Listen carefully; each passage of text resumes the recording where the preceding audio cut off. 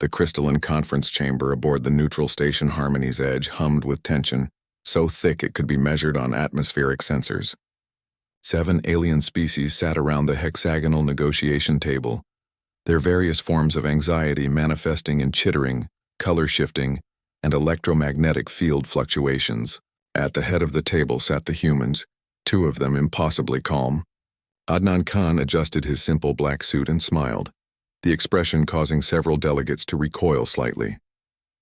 Beside him, Neha Sharma organized her digital tablets with methodical precision, her dark eyes scanning the room with the patience of a hunting cat. "Honored delegates," Adnan began, his voice carrying easily through the chamber's translation matrix. "We appreciate your willingness to discuss the territorial dispute over the Kepler 442 system." The Zephyrian representative, a floating mass of bioluminescent gas, pulsed an angry orange. "Appreciation means nothing when your species has already established mining operations on 3 asteroids in our claimed space." "Claimed space," Neha repeated softly, finally looking up from her tablets. The room fell silent. "Could you clarify the legal basis for that claim under Galactic Maritime Law, subsection 447.3? The Zephyrian's glow flickered uncertainty. Around the table, the other species, the insectoid Chitauri, the crystalline resonance, the aquatic deepsworn, the energy-based voidlings, the plant-like thornkin, and the mechanical assemblage shifted nervously. Adnan leaned back in his chair, the picture of relaxation. "You see, friends, this is where things get interesting. According to our research," he nodded to Neha, who activated a holographic display. "None of your species have filed proper territorial claims with the Galactic Council within the required 2.7 standard cycles." The hologram showed legal documents, timestamps, and bureaucratic forms in excruciating detail. The Chitauri delegates' mandibles clicked rapidly. This is impossible. We have been mining that system for 60 cycles." "Ah," Neha said, her tone gentle but predatory. "Mining without proper documentation. That would actually classify as illegal resource extraction under the Harmonized Space Commerce Code." She smiled, and several delegates instinctively moved backward, the penalty for which is complete forfeiture of claims and a fine equivalent to 300% of extracted materials value. The room erupted in overlapping protests, screeches, electromagnetic bursts, and chemical releases that would have overwhelmed most species' sensory systems. Adnan and Neha sat perfectly still, waiting. "Silence!" boomed the assemblage delegate, its mechanical voice cutting through the chaos. "Humans, you cannot possibly suggest that all 7 of our civilizations have somehow failed to file proper claims." Adnan's smile widened. "Oh, we're not suggesting it. We're stating it as documented fact, Neha."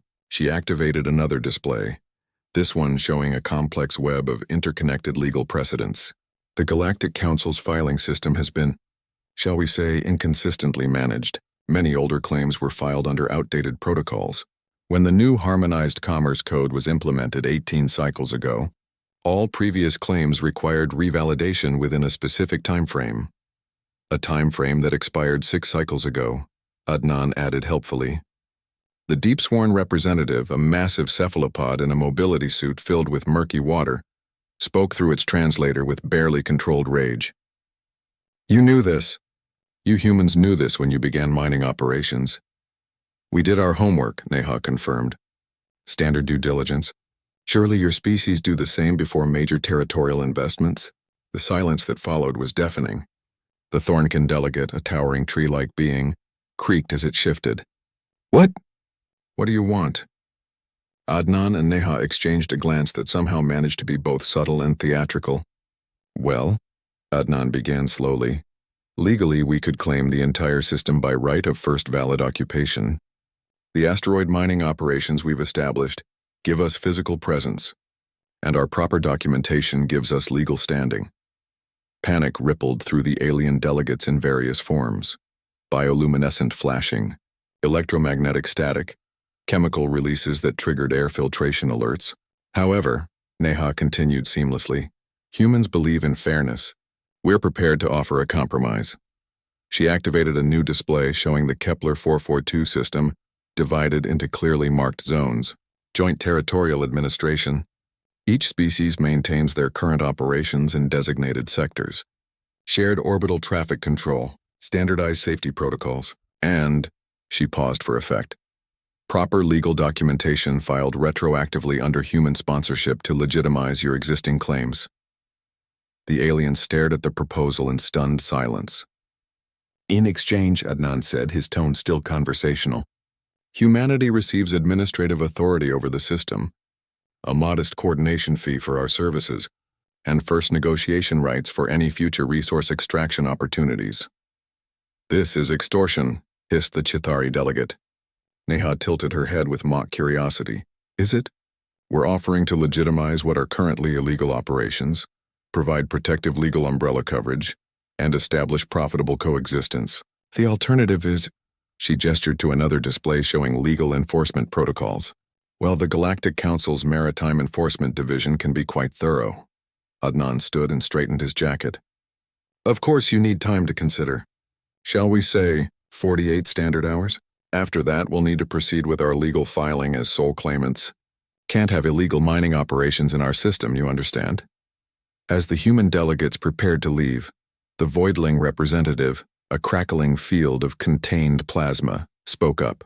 How did you know? About the filing requirements, the expired deadlines, how? Neha paused at the door and smiled. Not the predatory expression from before, but something warmer and infinitely more terrifying. Humans read the fine print. Always. 46 hours later, all 7 alien species signed the Joint Administrative Accord for the Kepler 442 system. The signing ceremony was held in the same crystalline chamber, though the atmosphere had changed considerably. As they sealed the final documents, the assemblage delegate transmitted a private message to its colleagues. Note for future reference. Never underestimate a species that evolved as persistence hunters. They will find every weakness, exploit every oversight, and make you grateful for the privilege. Adnan and Neha shared a quiet moment of satisfaction as they watched their new partners celebrate what they believed to be a hard-won compromise. Neither human bothered to mention that the coordination fees alone would make humanity the wealthiest single-system power in 3 sectors. After all, they had read that fine print too.